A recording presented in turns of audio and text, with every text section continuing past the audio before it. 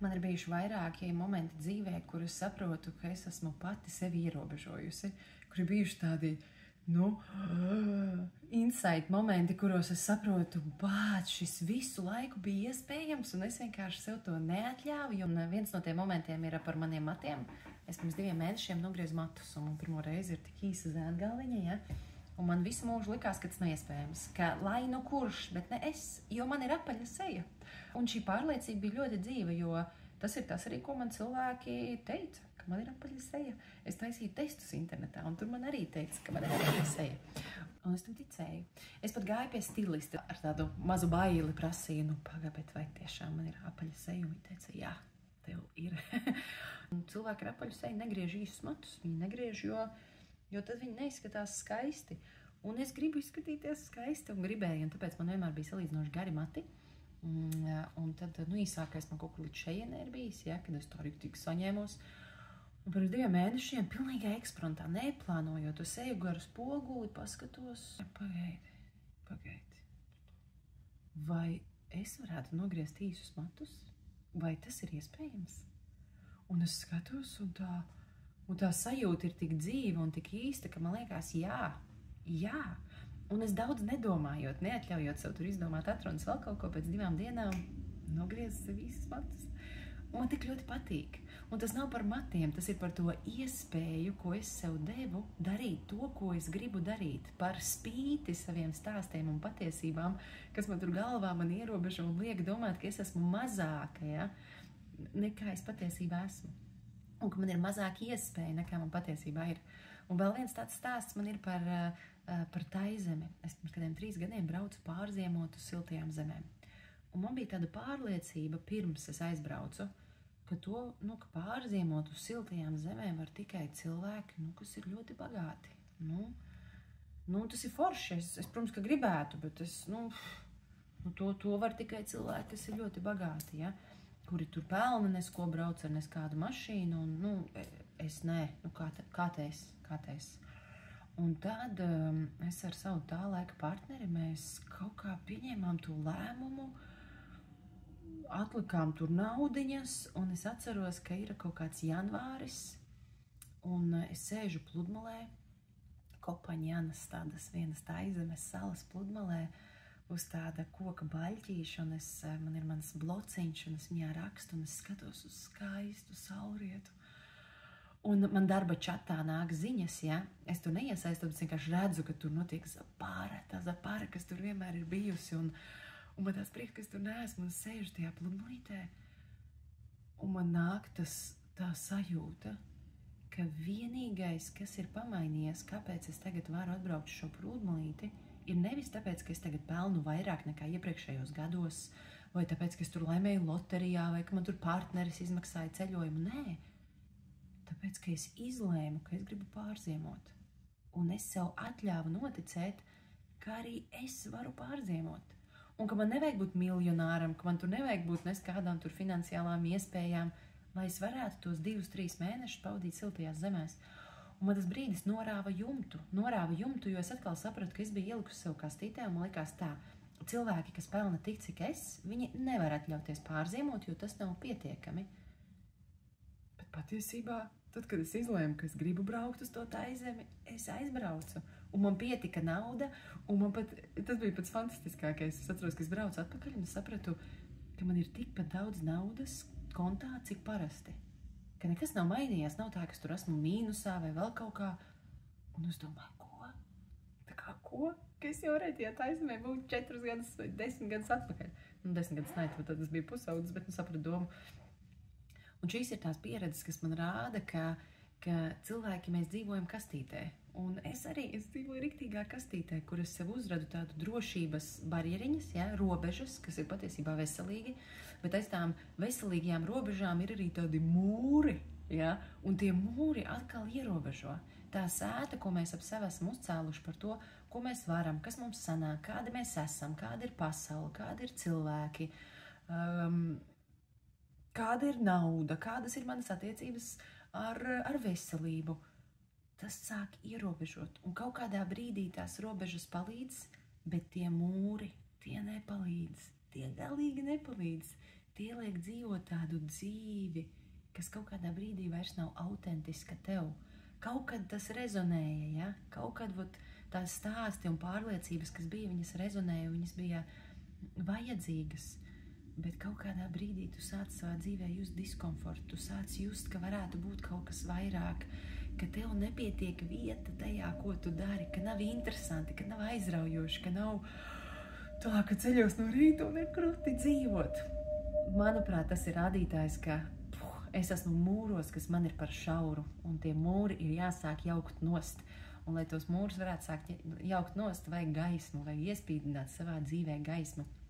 Un šajā video es padalīšos ar 3 tādiem soļiem, kas man palīdz ik pa laikam iespīdināt gaismu savā kastītē un saprast, vai šī kastīte man vēl dara, vai tomēr es gribu iziet no viņas ārā. Jo, ja es sev nebūtu atļāvusi domāt plašāk, tad es nekad nebūtu aizbrauks uz Taizemi. Es nekad nebūtu pieredzējis skaistākos dzīves mirkļus pludmalē, braucot ar rolleri, dzerot tur ananāsu smūtiju, satiekot visus fantastiskos cilvēkus, ko es satiku. Es nekad nebūtu piedzīvojis to, kā ir būt ar īsiem matiem. Ja? Kā tas ir? Un, zini, tas ir afigēna forši. Un tas nav par matiem, un tas nav par Taizemi, tas ir par domu, ka es ļauju sev dzīvot un darīt to, ko es gribu un kas man patīk. Un es gribētu, ka vairāk cilvēki tā dara. Un es gribu arī, ka es turpinu tā darīt, un tāpēc es gribu dalīties ar šiem 3 soļiem, kas man palīdz, kāpt ārā no saviem ierobežojumiem. Pirmais solis ir apzināties, kas tad ir tās patiesības, pārliecības un stāsti, kuriem es ticu. Kas ir tās manas galvenās vadlīnijas, pēc kurām es dzīvoju un par kurām esmu pārliecināta, ka tā vienkārši ir. Un es viņas pat neapšaubu, jo viņas ir tik nereāli patiesas. Ja? Un šīs pārliecības var būt par sevi, par darbu, par karjeru, par attiecībām, par ģimeni, par veselību, par naudu, par Latviju kopumā, par darba tirgu. Es paņemu vienu konkrētu tēmu un varbūt tēmu, kas tev šobrīd ir visaktuālākā, vai kurā tu jūties sūdīgi. Varbūt tā, paņem tēmu, kurā tu jūties sūdīgi, kas, piemēram, ir naudas tēmu. Varbūt tev ir pārliecība, ka, lai nopelnītu daudz naudu, vajag daudz strādāt. Ka labi pelna tie, kas strādā IT uzņēmumos. Ka es neesmu tur eksakti tik domājoša, lai varētu pelnīt tik daudz naudu. Un es ticu, ja tu pasēdāt pāris minūtes un vienkārši uz balts papīra lapas uzrakstītu visas pārliecības, kādas, kurš stāsts, pārliecība, ideja, ja, kurai tu tici, tad tu sāktu redzēt, ka wow, šīs ir tās domas, kas man ikdienā visu laiku uz riņķi maļās par to, kāda es esmu, kāda ir pasaule, kāda ir darbs, dažādas tās dzīves jomas. Un ir jāatcerās, ka jo vairāk mēs kaut ko pie sevis atkārtojam, jo patiesāks tas kļūst, jo liekas, ka tas tiešām ir faktos balstīta informācija. Un kaut kāda ir bijusi pieredze, dzīva pieredze, kas te ir likusi domāt, ka man nesanāk publiskā runa. Es neesmu publiskais runātājs. Un tev ir bijusi tiešām izdzīves pieredze, kas to ir pierādījusi. Bet tagad, pēc mēnešiem vai gadiem, tiešām tā ir. Un varbūt tā arī ir. Bet varbūt tas tevi ierobežo. Un patiesībā tev ir sapnis, būt fantastiskam publiskajam runātājam. Vai vienkārši novadīt foršu darba mītiņu darbā un nejust trauksmi.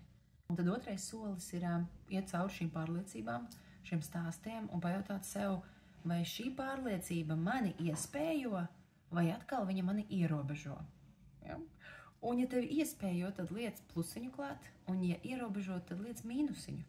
Un iespējo nozīmē to, ka šī pārliecība tev liek domāt, ka ir plašums, ka ir iespējas, ka ir izaugsme iespējama.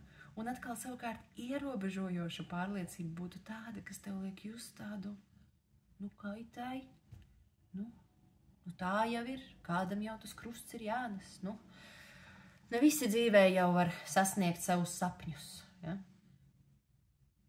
Tāda... taisnība tā ir, ne visi sasniedz savus sapņus, bet vai tā ir pārliecība, pēc kuras tu gribi dzīvot? Tā neizklausās iespējojoša pārliecība, tāpēc es liktu mīnusiņu tādai pārliecībai. Un trešais solis ir, iedomājies, ka viss šajā pasaulē ir iespējams. Tā, ka līdz viss, un tu esi savas dzīves radītāji. Un iedomājies, ja arī tu tam netici, un tev liekas tā kā, kāds sakars manī. Vienalga, iedomājies uz 10 minūtēm, ka tu esi savas dzīves radītājs un tu spēj uzradīt savā dzīvē jebko. Kā tu gribētu dzīvot?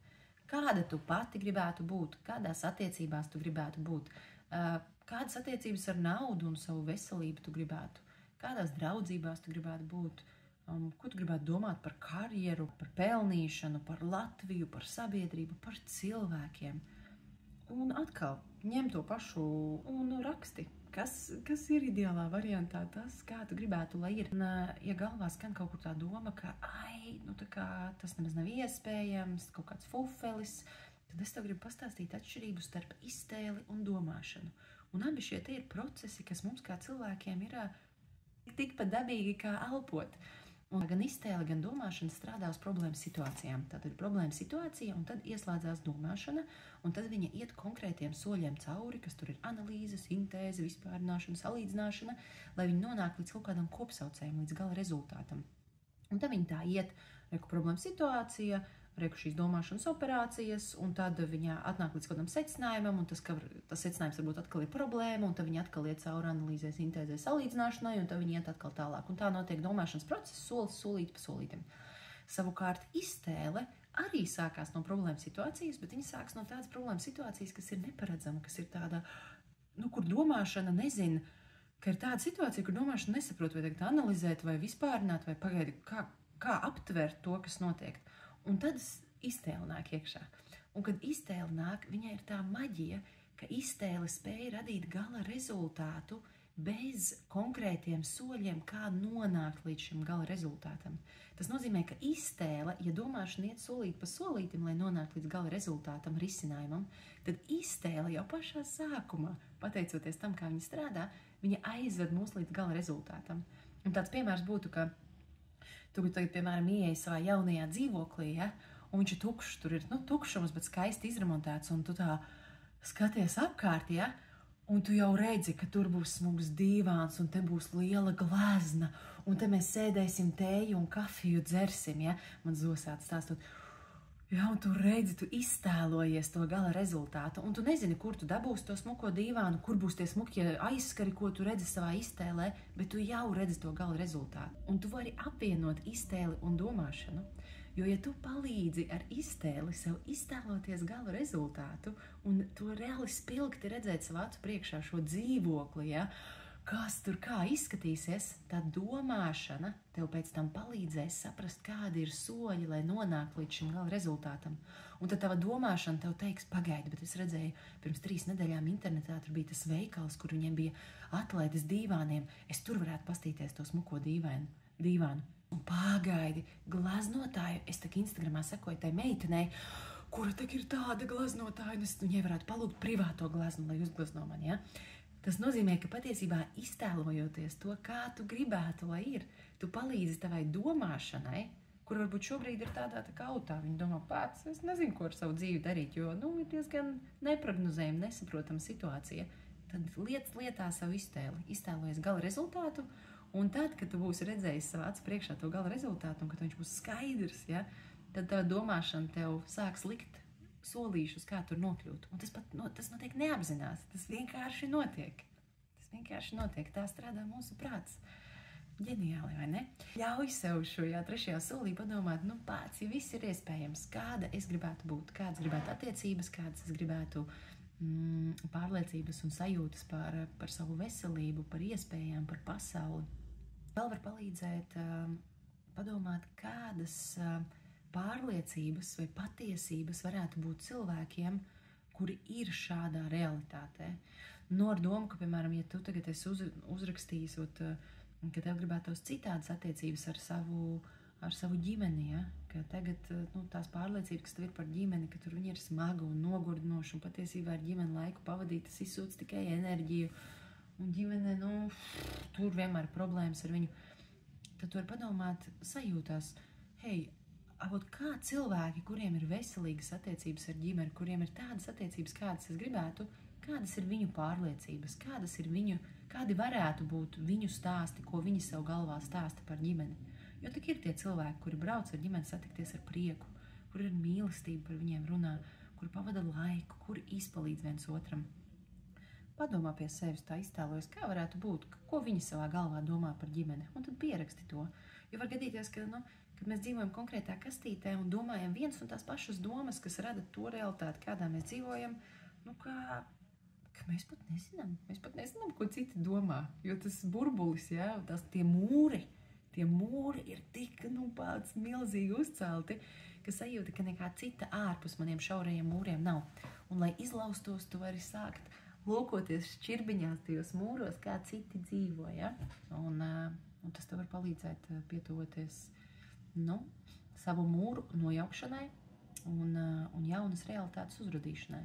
Dzīvot vairāk autentisku dzīvi sev, dzīvot tādu dzīvi, kas tev liek no rīta celties un domāt, wow, cik skaisti, ka es vēl joprojām esmu dzīva. Jo 1000 cilvēku šodien nepiecēlās, 1000 cilvēku šodien nomirs, bet es vēl esmu dzīva. Lai top, lai top, lai top, lai top.